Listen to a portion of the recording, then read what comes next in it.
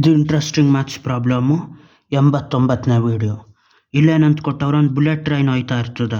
ಎಷ್ಟು ಡಿಸ್ಟೆನ್ಸ್ ಅಂತ ಗೊತ್ತಿಲ್ಲ. ಅವರೇಜ್ ಸ್ಪೀಡು 240 km/h ಹೋಗಿ 30 ನಿಮಿಷದಲ್ಲಿ ಅದ್ರ ಜಾಗ ತಲುಪ್ತಾ ಇರ್ತದೆ.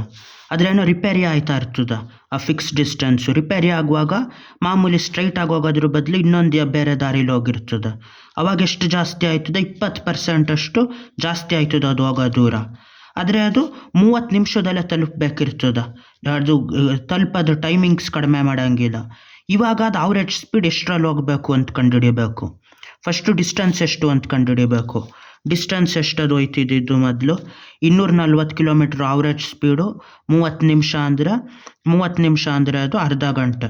30/60 ಅವರು, ಇಲ್ಲ 31 ಹಾಫ್ ಅವರು, ಅರ್ಧ ಗಂಟೆಲಿ ಹೋಯ್ತಾ ಇರ್ತದೆ ಅದು.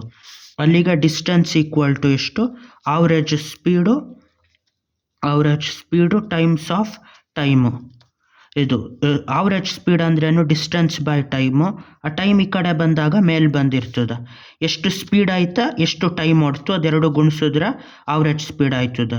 60 km/h 1 ಗಂಟೆ ಹೋದರೆ 60 km ಡಿಸ್ಟೆನ್ಸ್ ಆಯ್ತದೆ.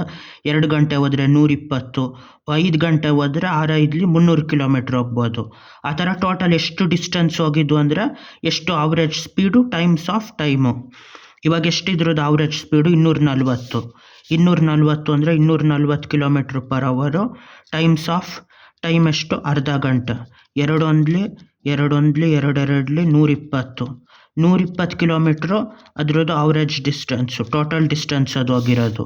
ಇವಾಗ ಎಷ್ಟು ಜಾಸ್ತಿ ಆಯಿತು ಅದು ಡಿಸ್ಟೆನ್ಸು? 20% ಜಾಸ್ತಿ ಆಯಿತು. 20% ಜಾಸ್ತಿ ಆಯಿತು ಅಂದರೆ ನ್ಯೂ ಡಿಸ್ಟೆನ್ಸ್ ಎಷ್ಟಾಯ್ತು ಇವಾಗ? New distance 120 km plus 20% of ಅದು 20% ಅಷ್ಟು ಜಾಸ್ತಿ ಆಯಿತು. 20% ಆಫ್ 120, 1 5 5 1 5 2 10 5 4 20 144 km ಆಯಿತು. ಇವಾಗ 144 km ಡಿಸ್ಟೆನ್ಸ್ ಆಯಿತು. ಇವಾಗ ಹೊಸ ಸ್ಪೀಡ್ ಎಷ್ಟು ಅಂತ ಕಂಡುಹಿಡಿಯಬೇಕು. ಹೊಸ ಅವರೇಜ್ ಸ್ಪೀಡ್ ಎಷ್ಟು ಅಂತ ಕಂಡುಹಿಡಿಬೇಕು ಅಂದರೆ 144 ಡಿಸ್ಟೆನ್ಸ್ ಬೈ ಟೈಮು. ಟೈಮ್ ಅದು ಚೇಂಜ್ ಆಗಿಲ್ಲ, 30 ನಿಮಿಷದಲ್ಲೇ ತಲುಪ್ತು ಅದು. ಈಗ ಹೊಸ distance 144 km, time half an ಅವರು. ಇವಾಗ ಇದು ಡಿನಾಮಿನೇಟರ್ ಇರೋದ್ರಿಂದ ನ್ಯೂಮರೇಟ್ರಿಗೆ ಜಂಪ್ ಆಯ್ತದೆ 2. ಅಲ್ಲಿಗಿದು 144 ಟೈಮ್ಸ್ ಆಫ್ 2, 144 288 km/h. ಅದು ಅವರೇಜ್ ಸ್ಪೀಡು ಎಷ್ಟು ಅಂದರೆ 288 km/h. ಇದು ಹೊಸ ಅವರೇಜ್ ಸ್ಪೀಡ್ ಇದ್ರದ್ದು. ಅದು ಅವ್ರು ಕೇಳಿದ್ದು ಹೊಸ್ದಾಗಿ ಎಷ್ಟು ಅವರೇಜ್ ಸ್ಪೀಡ್ ಆಯಿತು ಅಂತ. ಬಾಯ್.